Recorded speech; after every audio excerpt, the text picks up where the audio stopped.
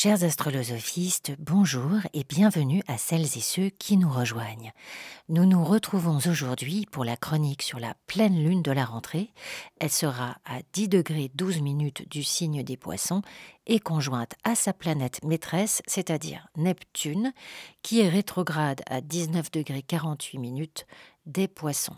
En l'occurrence, la lune sera en conjonction exacte à Neptune quelques heures plus tard. On va en parler. C'est intéressant car Neptune fait partie d'un rectangle mystique et l'on peut profiter de ces énergies dont on va d'ailleurs avoir besoin. La pleine lune est bien évidemment éclairée par le soleil qui est donc en Vierge à 10 degrés 12 minutes et qui forme un très beau trigone à Uranus en Taureau et à la triple conjonction Jupiter, Saturne, Pluton en Capricorne. Le maître de ce soleil, Mercure, est à 24 degrés de la Vierge et est également très sollicité. Alors, chaque pleine lune met en place plusieurs énergies qui nous permettent de trouver un équilibre. En Poisson, c'est une vibration extrêmement sensible où l'on capte le meilleur mais aussi le pire. En fait, on absorbe. Il n'y a pas de limitation et donc pas de béquilles, de tuteurs, de bornes. On perçoit le monde comme un vaste chaos où tout est possible. Alors, si on est un créatif, c'est plutôt très inspirant, mais si on est tributaire d'instances qui pataugent d'une décision à l'autre, il est possible qu'on se sente insécure, passif, voire fatigué, et que l'on attende de voir quelle couleur tout ce salmigondis va prendre pour pouvoir se positionner soi-même. Bon, c'est une pleine lune très bien aspectée à Uranus, il devrait donc y avoir pas mal de belles fulgurances quand même. Ici, on a le besoin d'achever quelque chose, de se l'expliquer et de le libérer. Sur l'axe Vierge-Poisson, on a peut-être évalué, analysé les possibilités d'un projet qui aujourd'hui peut être partagé avec d'autres et se révéler être très utile pour l'amélioration de soi-même. Mais aussi s'éloigner, lâcher prise sur une situation où notre ego est trop impliqué. Avec la conjonction Lune-Neptune, on est davantage dans une énergie de communauté, de communion avec autrui. On est puissamment attiré par les courants collectifs qui proposent une conversion. On peut s'ouvrir à d'autres collaboratrices, d'autres investisseurs pour parler de notre vision des choses avec confiance parce qu'on aura fait l'inventaire de nos propres capacités et compétences. Si vous devez avoir une réunion de ce genre, faites en sorte de la faire sans alcool ou autre encombrant manteau. Mercure en Vierge est opposé à Neptune, surtout le 30 et le 31 août. C'est important de garder une bonne mesure, un contrôle sain dans notre communication. Ces jours-là, on peut se sentir incapable de s'expliquer ou manquer de sens pratique de toute façon, ou alors on est tout simplement fatigué. Mais on fait attention à ce qu'on dit et de quelle façon on le dit. Il est aussi possible que les idées et les idéaux extrêmes de notre entourage nous emportent là où nous n'avions ni l'envie ni la nécessité d'aller. Les relations avec un frère, une sœur peuvent être brusquement rompues ou l'entendement est très compliqué. De toute façon, ne cristallisez pas les communications chaotiques de ces jours-là. L'opposition Mercure-Neptune peut être très inspirante dans l'ordre où l'on a les facultés d'une autodiscipline, donc restons pragmatiques. Surtout que Mercure est également en trigone avec Jupiter, Pluton et surtout Saturne le 3 septembre, et notre demande, notre proposition rencontre une attention, une compréhension logistique et technique bien concrète. On réfléchit, on se coordonne à plusieurs pour donner du corps à notre laboratoire d'idées. La triple conjonction étant rétrograde, il est possible que ce soit d'ailleurs le retour d'une ambition déjà évoquée. Aujourd'hui, ça planifie, ça excellise, ça liste avec une belle détermination. On se rend compte que les idées qui nous viennent sont porteuses de vraies solutions perspicaces et réalisables. Avec le sextile de Mercure et de Vénus dans le signe du Cancer, il y a une sociabilité, un respect des envies des uns et des autres, et donc les rapports avec nos interlocutrices et interlocuteurs sont intelligents et harmonieux, dans un souci d'équilibre et de mesure. Avec Jupiter, les aspects juridiques sont étudiés et autorisent une belle coopération d'ensemble. Il existe ici une fécondité intellectuelle pour reconstruire ce qui a été ébauché ou érigé de façon impraticable. Le très fort pouvoir investigateur et analytique de cette vibration permet de sonder toutes les faiblesses et les défauts de notre entreprise et de dessiner des plans sûrs et d'élévation sur le long terme. L'activité se tourne vers des objectifs à longue portée et si ce n'est pas pour tout de suite, on sait dans notre ventre que cette graine-là va donner de très beaux fruits. Alors, qu'est-ce qui bloque ce beau projet ? Le T carré que fait Mars à 27 degrés du Bélier à Saturne qui est à 26 degrés du Capricorne, on va voir qu'à partir du 9 septembre, Mars est rétrograde et va donc refaire une conjonction à Éris, à la Lune noire, puis repasser en carré au triumvirat en Capricorne. De toute façon, bon, on va voir tout ça après.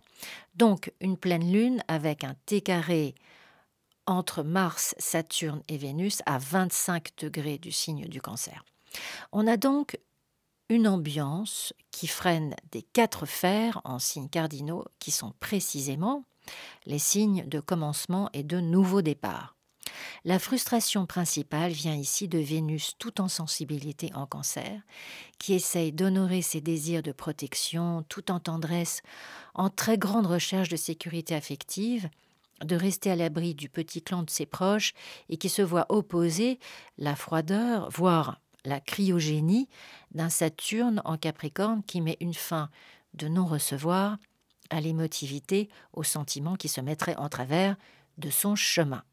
Il y a la possibilité, bien sûr, d'une frustration, d'une insatisfaction affective, d'un sentiment de solitude difficile à vivre, voire d'une rupture, même d'un divorce. Vénus sait ce qu'elle veut, mais n'arrive pas à l'avoir. Il est très possible que nos responsabilités professionnelles soient tellement lourdes pendant cette période qu'on ne puisse même plus avoir le temps pour les êtres que nous aimons le plus. À titre collectif, nous entrons dans une période où l'on sentira que notre sécurité n'est plus assurée par celles et ceux qui sont pourtant en demeure de nous la procurer. Vénus, ce sont aussi nos finances et des limitations par rapport à un investissement, une production nous sont imposées de manière péremptoire. Il est possible aussi qu'une mauvaise gestion financière nous soit reprochée ou demande à être tirée au clair par une administration particulièrement inflexible. Dans ce T carré, l'idée du couple, de la famille est mise à mal par le sens de l'identité, de l'individualité de Mars en Bélier, qui lui aussi est tenu en laisse par Saturne. Il y a une demande d'attente, de circonspection qui peut rendre Mars en Bélier complètement et dangereusement psychotique. Là. Imaginez-vous un cheval sauvage au galop venant dans votre direction et vous lui barrant le passage. Eh bien, de mon point de vue, et avec ce thème, je parierais plutôt sur le cheval. Ici, Mars est surpuissant et c'est déjà ce qu'il veut. Il a une idée par seconde sur comment accéder à sa nouvelle vie sans rendre de compte à personne. Et c'est là que ce carré est difficile à vivre, car des comptes, nous allons devoir en rendre. Il est très important dans cette configuration de voir la métaphore du cheval comme étant la cavalière, le cavalier, qui ne fait qu'un avec sa monture plutôt que rabrouer violemment sa propre pulsion de vie parce qu'elle nous fait peur. Se questionner sur nos peurs, nos angoisses et trouver dans ce magnifique trigone Vénus-Neptune une réponse sensible à notre besoin d'amour en se parlant bien, en se parlant mieux, avec bienveillance et empathie. Utiliser les outils méditatifs pour retrouver une paix mentale et une paix du cœur. Vénus est aussi en sextile à Mercure sur laquelle elle peut donc s'appuyer énergétiquement pour faire confiance à la justesse de ses sentiments. Elle est importante, cette Vénus, car sa maîtresse est précisément notre pleine lune. On voit donc émerger au creux de ce tumulte 2 pôles distincts, l'un masculin et l'autre féminin, de force tout à fait égale. Regardez comme le carré hanté se loge parfaitement dans le rectangle mystique.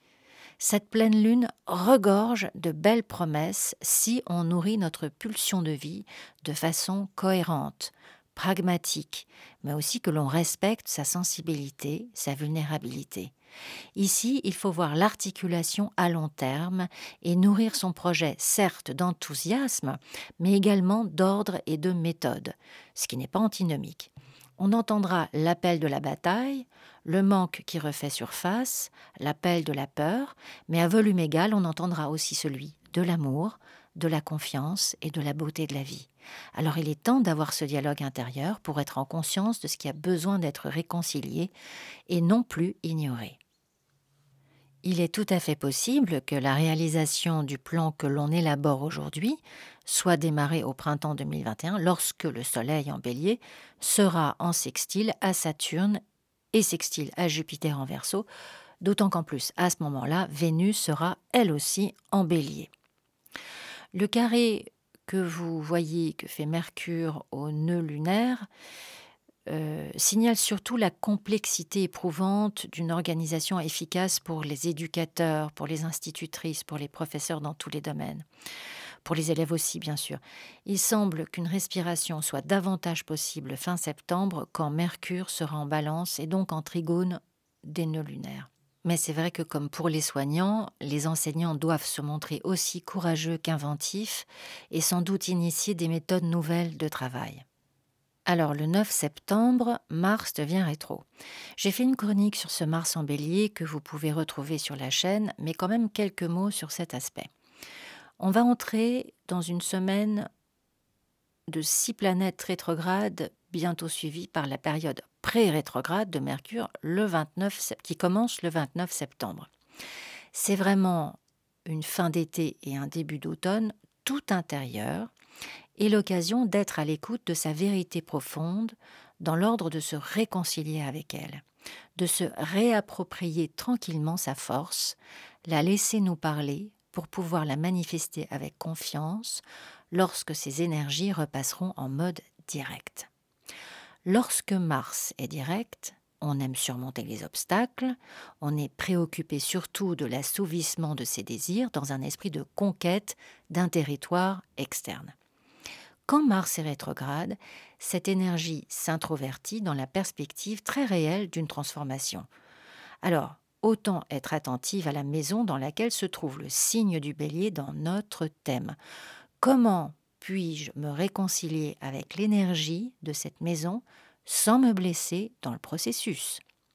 Ici, l'exercice est une revalorisation du désir, de la pulsion de vie et de notre volonté. Ce sont des questions qui nous fâchent soit parce qu'on les a sciemment ignorées ou sacrifiées au désir d'un ou d'une autre, ou encore qu'on les refoule parce qu'elles nous font peur. On ne sait pas comment exprimer sa colère, sa violence, on ne sait ni se défendre ni décider de se libérer. On n'arrive pas à s'imposer pour prendre ce que l'on aime. On attend que nos désirs soient reconnus par tous sans les reconnaître soi-même. Il y a un effet de projection et l'on se retrouve sidéré par les réactions violentes des autres alors que c'est notre propre comportement qui les provoque. Si vous avez le Bélier à l'ascendant, c'est peut-être une violence tournée contre soi. En maison 2, des soucis avec son sentiment de valeur, ses finances et son corps. En maison 3, on rencontre une hostilité avec ses voisins, sa fratrie, dans sa communication. En maison 4, il s'agit de nœuds familiaux qui font brusquement et violemment surface. En maison 5, on rencontre des obstacles dans sa vie amoureuse parce qu'on n'arrive pas à changer l'autre, ou alors dans l'expression de sa créativité, ou encore avec ses enfants.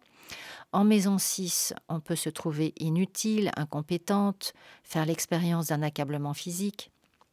En maison 7, on s'en prend à l'autre de nous ravir notre place, etc. Il faut s'attendre à un manque de patience viscérale dans la maison où est le signe du Bélier. L'expression de Mars rétrograde ressemble toujours à une colère, un agacement que l'on n'arrive pas à cibler parce qu'on ne se pose pas la question de notre destin. Cette période va nous proposer significativement de répondre à cette question. Alors évidemment, soyez très vigilants si vous utilisez des machines, quand vous êtes en voiture ou si vous êtes dans des zones géopolitiques où la tension est à son comble. On va toutes et tous devoir se positionner de toute façon. Bon, je voudrais quand même terminer sur une note plus inspirante avec le sextile de la pleine lune à Uranus. Alors, ça ne calme pas beaucoup, ça ajoute même de la dynamique, de l'énergie, mais pour trouver des solutions, pour trouver des opportunités qui n'étaient probablement pas évidentes avant. On est tout ouvert aux suggestions, à l'inventivité, aux rencontres avec de nouvelles personnes. D'ailleurs, comme Uranus est rétro, il est tout à fait possible qu'une amie revienne dans notre décor d'ailleurs. C'est un aspect qui signe des amitiés importantes. On a des idées pour l'organisation de sa communauté ou une collectivité et sa gestion. Ce peut être aussi un déménagement qui se passe bien ou des travaux qui sont enfin terminés. Donc on peut prendre possession de son chez-soi. Dans tous les cas, il s'agit d'une compréhension soudaine, une révélation qui nous libère. Le soleil en Vierge capte immédiatement l'utilité de ce portail qui s'ouvre et l'avancée du soleil jusqu'à son trigone au triumvirat en Capricorne à la nouvelle lune en Vierge le 17 septembre permet de concrétiser cette idée avec les protagonistes qui peuvent nous aider dans nos dessins. C'est en signe de terre, donc il s'agit d'une réalisation tangible, concrète, une construction. N'oubliez pas de faire appel à votre spiritualité, à votre sensibilité, de vous connecter aux étoiles, à la musique, à la beauté lorsque les journées sont plus compliquées que d'autres. Vous êtes à votre place dans cette vie et personne, ni vous non plus d'ailleurs, n'avez le droit de vous l'enlever. Voilà, cette chronique est à présent terminée. Si vous avez besoin d'en savoir plus sur votre thème personnel et de quelle façon toutes ces énergies vous concernent, vous pouvez prendre rendez-vous à l'adresse qui s'affiche à l'écran astrolosophicafé@gmail.com. Je vous envoie plein de belles énergies pour cette rentrée et je vous dis à très bientôt sur Astrolosophie Café.